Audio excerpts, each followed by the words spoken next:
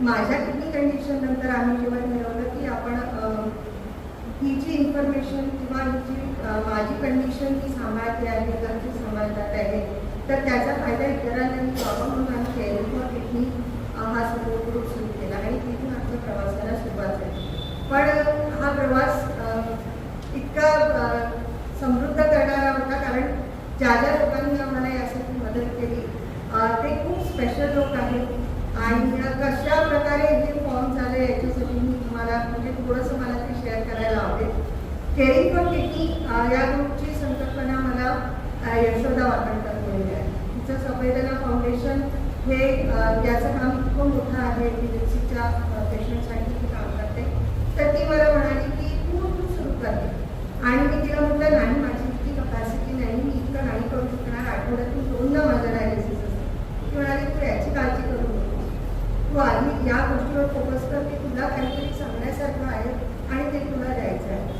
आणि त्या ह्याच्यातून केअरिंग फॉर किडनी सुरू झालं की त्या 3 वर्षात आम्हाला हजाराहून जास्त पेशंट आणि त्यांचे नातेवाईक त्यांच्याशी संवाद साधतात.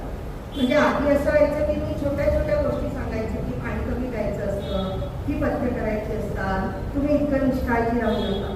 पण अनेक असे फोन आले की ज्याच्यानंतर आम्हाला असं वाटतं की हा सपोर्ट खूपची गरज. एक फोन असा होता की त्या बाई रडायला लागल्या म्हणाल्या की माझा नवरा खूप यंग आहे हो आणि त्याला हा आजार झाला, वर्ष झाला आता, तो घेतो आहे सगळे औषधं वगैरे, पण आता त्यांनी सांगितलं की माझी स्किन काळी होती आहे आणि आता मी ऑफिसला जाणार.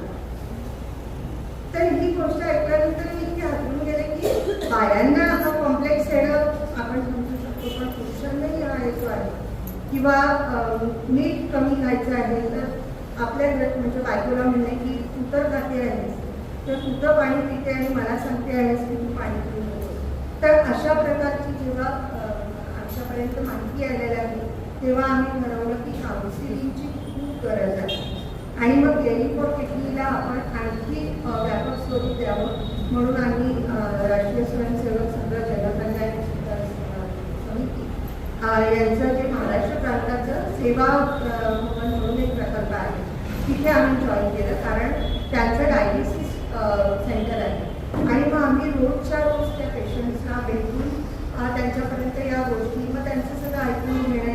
काही काही वेळेस असं पण होतं की जे फॉर्मल आपण काउन्सिलिंग किंवा समुपदेशन म्हणतो तसं पण करण्याची गरज नसते. फक्त एक डायलॉग डेव्हलप करायचा असतो की तुम्हाला काय होत आहे, मग मी उभी राहायची आणि म्हणायची की मला पण हे मी हे करते आहे, तुम्ही पण करू शकता आणि त्यातूनही जर्नी. तर यशोदानी जसं मला प्रोत्साहित केलं तसंच मुक्ताताई मुक्तांबेकर तिने आम्हाला सांगितलं की याचं व्यापक स्वरूप जर करायचं असेल तर तुम्ही सेक्शन 1 मध्ये हे करा आणि फाउंडेशन स्थापन करा. तर या गोष्टींचं मेन्शन केल्याशिवाय हा कार्यक्रम अपूर्ण राहील असं मला वाटलं, म्हणून मी सांगते आहे.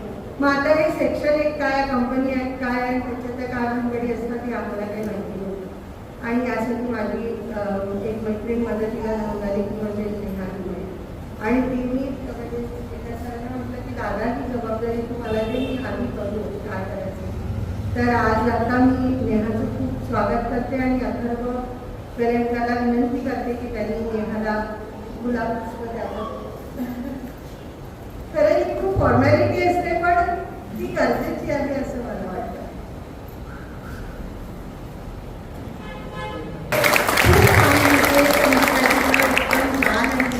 आणि तिचं त्याबद्दलचं लिखाण वाचण्यासारखं आहे. केअरिंग फॉर किडनी म्हटल्यावर आता सपोर्ट ग्रुप केला तर त्याचं दृश्य स्वरूप काय असावं तर ते म्हणजे लोगो. मग लोगो पॅम्पलेट ते असं सगळं आलं तेव्हा हे काय आहे, ह्याचं काय करायचं. आपल्याला तर एवढं डिझायनिंग वगैरेचं काही नॉलेज नाही असं आम्हाला अगदी म्हणजे जाणीव होती पूर्णतः. मग मदतीला जाऊन आला तो म्हणजे प्रशांत. टाइम्स ऑफ इंडियामध्ये तो ग्राफिक डिझायनर आहे आणि त्याला आम्ही काय काम करतो आहे याची छान जाणीव होती की त्याने आमच्या इथे 4 लोक आणि सोबती सेवा फाउंडेशन हे सगळं प्रशांतचं काम आहे. मला त्याचं इथे मेन्शन करायला खूप छान वाटतं आहे की त्यांनी हे सगळं काम खूप मन लावून केलं. आजच्या कार्यक्रमाची निमंत्रण पत्रिका सुद्धा त्यांनीच केलेली आहे आणि ती आवडली असं अनेकांनी आम्हाला कळवलं.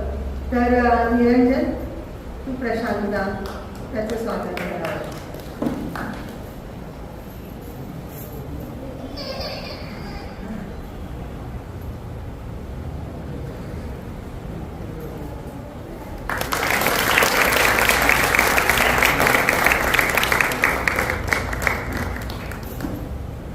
पुस्तक लिहायचं तर लिहिणं तर झालं, पण पुस्तक आता लिहिलं त्याचं पुढे काय करायचं.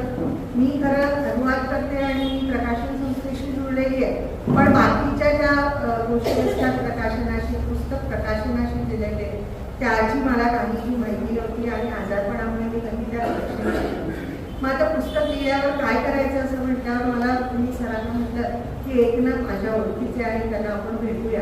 ओळखीचे म्हणजे काय, फेसबुकवर त्यांची ओळख झालेली आणि एक किंवा दोनदा आम्ही भेटलो होतो.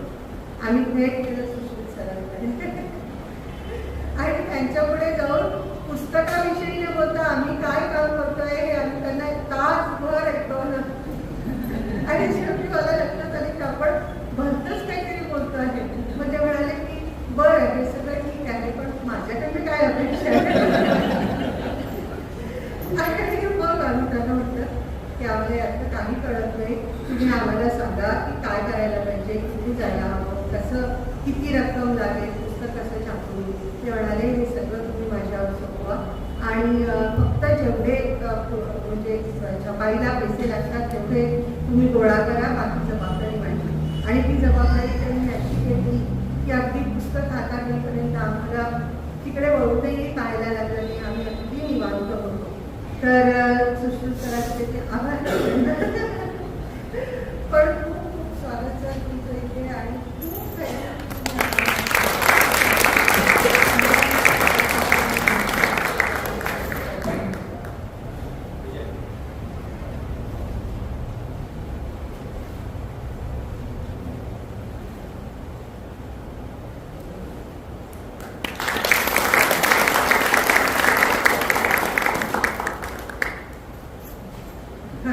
आपल्याला अडचण आली की कुटुंबातले सगळे लोक मी पाठीशी उभे राहतात, ह्याचा आम्हाला पुरेपूर अनुभव आलेला आहे. पुस्तक छापून आणायचं आहे म्हटल्यावर आता पैसे, पैसा पैसा पैसा हा प्रश्न आला. पण त्यासाठी आम्हाला फार धावाधाव करावी लागली. आमच्या कुटुंबातल्या 3 जणांनी आम्हाला इतकं म्हणजे अगदी काहीही न म्हणता की हो ठीक आहे असं म्हणून पैसे दिले आणि आम्हाला पुस्तक आज छापून मिळालेलं आहे. तर मी त्या 3 कुटुंबातल्या सदस्यांचा इथे म्हणजे काय म्हणून मी स्वागत, आभार नाही म्हणतात, पण त्यांचा उल्लेख करू इच्छिते. एक तर स्वातीताई सोनसळे आणि शेखरभैया सोनसळे. स्वातीताईंचे वडील डॉक्टर नरहर पालकर यांच्या स्मृती त्यांनी आम्हाला काही रक्कम दिली. त्यानंतर नितीनदादा वेलणकर, अनंता काका वेलणकर यांच्या स्मृतीमध्ये त्यांनी आम्हाला पैसे दिले.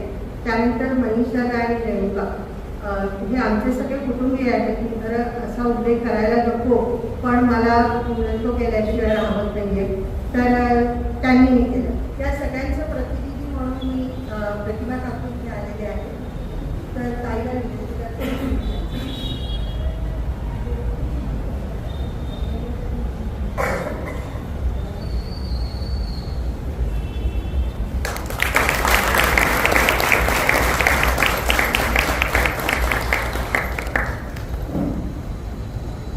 शेवटचा उल्लेख म्हणजे पुस्तकाचं कव्हर. तर ते कोणाकडनं करून घ्यायचं, तर ओळखीचे खूप लोक आहेत आणि खूप मोठे मोठे आर्टिस्ट माझ्या ओळखीचे आहेत. तर मला असं वाटलं की आपण असं एकदम कसं म्हणायचं आणि आर्टिस्ट लोकांनी कव्हर करून द्यायचं म्हणजे त्यांना मोबदला आपण देऊ शकू का, तर ते शक्यच नव्हतं. म्हणजे ऑनेस्टली खरंच शक्य नव्हतं. तर मी शरद तरडे म्हणून त्यांना ओळखते, तर मी त्यांना फोन केला आणि म्हटलं दादा मला ना कव्हर हवं आहे तुमच्याकडनं. म्हणाले बघ मी जेवढे चित्र काढलेले आहेत ते सगळे फेसबुकवर आहेत, किंवा मी तुला एक लिंक देतो त्या गॅलरीचा आणि बघ तुला वाटेल ते घे. आणि अक्षरशः मी वाटेल ते चित्र निवडलं. त्यांना सांगितलं हे खूप आवडलं, हो घे. आणि म्हटलं कसं यूज करू, म्हणजे त्या चित्रांबद्दल ते इतके पॅशनेट असतात, खूप टची असतात. पण ते म्हणाले तुला जसं वापरायचं आहे तसं. म्हटलं याचा अर्थ काय आहे, म्हणजे तुला तो व्यवस्था असेल तो.